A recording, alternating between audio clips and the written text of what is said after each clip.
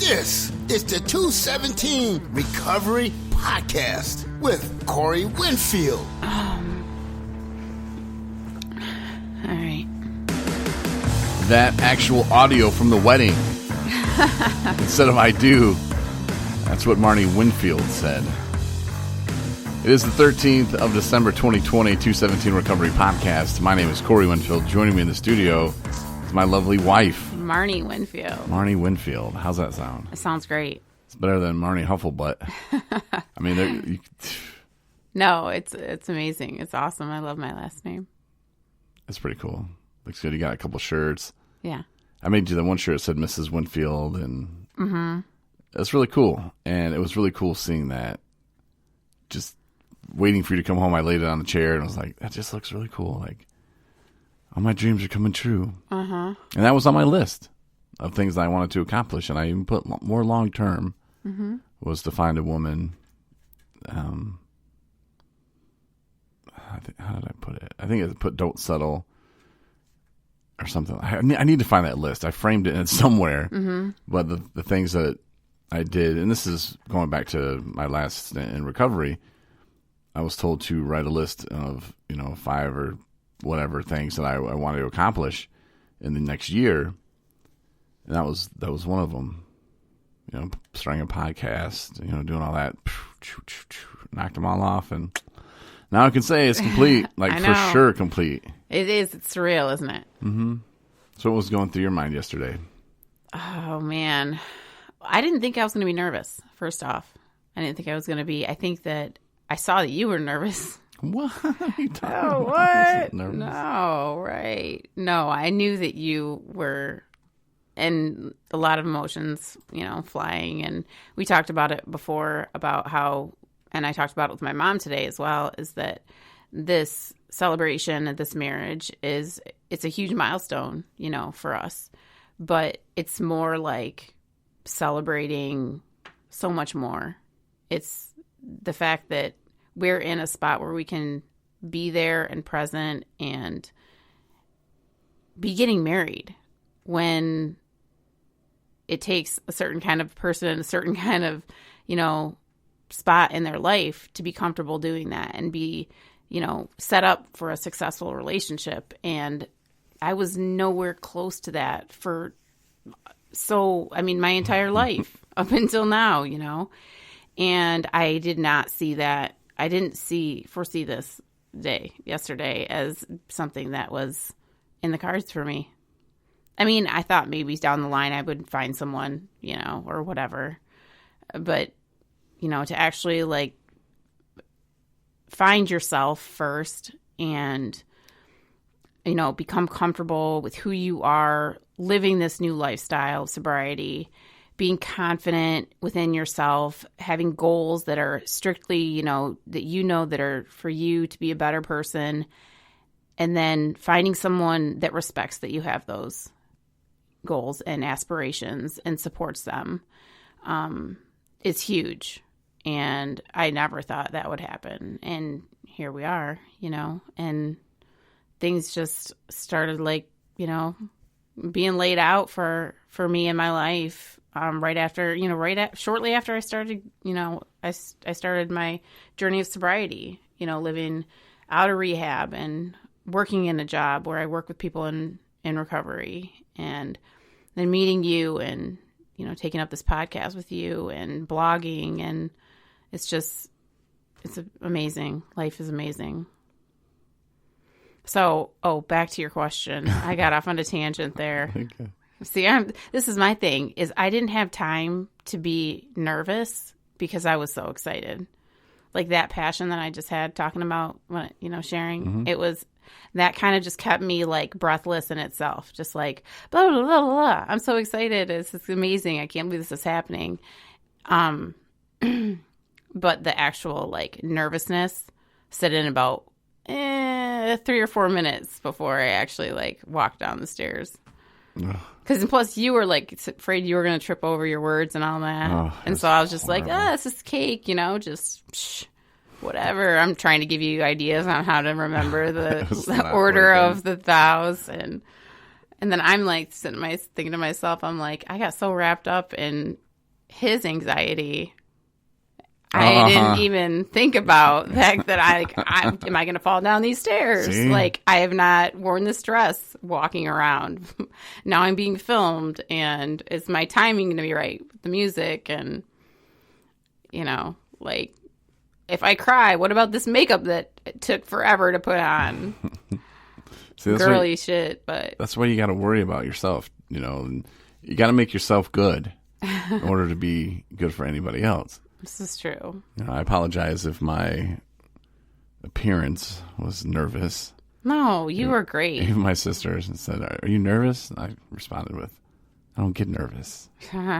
My mom said to me something today. She's like, "I think it's so funny that." Mr. I think she said smooth talker, running a podcast, being able to just talk for hours all by yourself if you need be to entertain others, and you're going to get stumped. Here's what happened. All right. What happened was we get there and I was running a little bit late. And if this is your first podcast ever, welcome. Usually we talk about recovery, and this does play into recovery big time, especially for Marney and I. We talk about our lives on the podcast. But small wedding, my mother, stepfather, your mother, father, family, friends. And so with Marney and I and the preacher, 9 people total. Mm-hmm. So very small. And it was in a beautiful home. It was great. So very small setting. And people we know, people who've seen us at our worst, absolute worst. And here they are coming together and watching us get married. So there wasn't like nervous pressure that way. Right.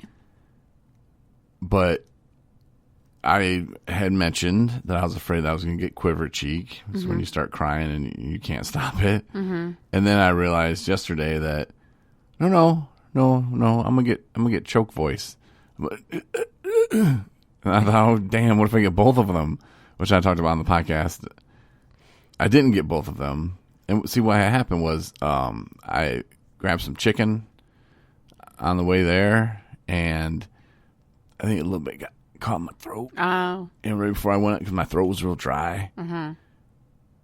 And I took a big drink of water, and I think it loosened the chicken up enough just to slide down a little bit further. So it just so happened the next time I was going to talk, I was saying my vows.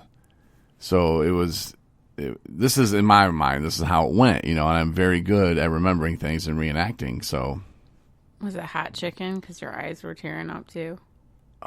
No, that's because Matt, our preacher, pastor, I can't say that word. Yeah, his cologne was a little hot. He was coming a little hot on his cologne. So that was kind of burning my eyes a little bit. So if my eyes appeared watery. Whatever happened to feeling your feelings and being okay with that and taking it on? Reenactment story. Oh, okay. Feelings don't count then. So I get up there and I feel this chicken like coming on. And you're like freaking me out because you're like looking down at my crotch. No, I wasn't. I was looking at my bouquet, which was down towards my crotch. Like if you moved your bouquet, boom, it'd be right at my but crotch. I was at my flowers. I know, but I'm like, oh crap! And how I had to hurry up and get ready because, like I said, I was running late. So I go in the bathroom, doing the little Batman change or whatever. Kinda come out. Maybe that's Superman. Either way, so I come out, and I didn't spend a lot of time. I'm 42 years old. Usually I get the zipper, it's not something I usually have to remember. But you're like looking down like that, and I'm like, oh crap, is my zipper open? And that's all I could think of. It's like, is my zipper open? And I'm like looking at you like, I'm talking to you with my eyes. Can't you hear me? And clearly you couldn't because you kept looking down at my zipper going, well, I'm like, what? But it was totally something else you were trying to respond to. So I'm freaking out about that. I'm like, oh crap, zipper's down. And then he's like, all right, I'm just going to do the vows. And I was like, oh, go ahead. And you're like, no, you go ahead. Oh, okay. Well, that's because you had said earlier, prior to it that you wanted to go first. But clearly I didn't, because the chicken, I thought you would see I think it would have made it worse. I think it would have made it worse. That's why I wanted you to go first. And, yeah, not being nervous. I said, sure. But whatever. he pulled it off. We did it. I And said, I, Corey, am effing Winfield. no, he didn't say that. And then there was a pause. And there's some more pause. And then it was, take Marney, listen. It was horrible. It was nice. Did you listen to it? No. You didn't? No, I'm it's not not that I'm bad. not gonna yes, listen we to it. are. We'll listen to it after chicken. this. It was chicken in my throat. Oh my gosh. No, it wasn't. Well, it was adorable. I got choke voice. It was adorable, and it was a beautiful wedding. It was perfect. Absolutely perfect. Like, if I, like, I'm trying to explain the feeling. I'm sure people understand what I'm talking about. It's like, I was so overcome with emotions, like, through the whole part of the ceremony, like, the whole ceremony. I just felt like I was going to break down crying at any second. And that's why I really wanted you to go first, because it was really coming hard. And when I had to go, I barely got my name out. It was just so much, like, because I knew if I opened my mouth, it would just be like, blah, blah, blah, and I didn't want to do that. But I think I rushed through it, maybe. I don't know if I even said it right, but I know I didn't, because at the end I had to backtrack and add a couple I love you or something in there. I don't remember. You did great. But yeah, but it's just us, like, there's no really messing up. No. It was authentic, and it was awesome. I do. So Corey is preparing our video. Yeah. Wedding video that we'll put a link for. Eventually. As a wedding announcement / check it out Yeah. type deal. We just need to get the rest of the video. I mean, we have the basic video, but it'll be cool to, like, throw in some other things. And I don't know how we'll interject our family members into that, but we'll figure it out. Yeah. But it was pretty cool, though, Mrs. Winfield. Mm-hmm. And see, I got a message from somebody. I'm not going to say his name or anything, but he knows who he is. He's a listener. And I appreciate him taking the time out of his day to reach out. And he congratulated us. And he said he's at a point where he's had some sobriety, and he wants that. He said that he heard me in the podcast say, I wish everybody could experience this, And I mean that. I wish everybody me too. could. Yeah. Anybody who's struggling, just keep going, because it will get better. I promise you. And, he's just kind of like at that point where, like, oh, all right, when's it going to happen? And I replied back to him. I was like, well, God's got you on the right path, man. Just maybe you're waiting on her. Maybe the love of his life is out there, and she just needs to get better. And he just needs to have faith in God that, you know what? I like that. It's gonna happen. He'll take care of it. Mm-hmm. Just keep doing the right things, man. Keep helping other people. Yeah. And boom, things will happen.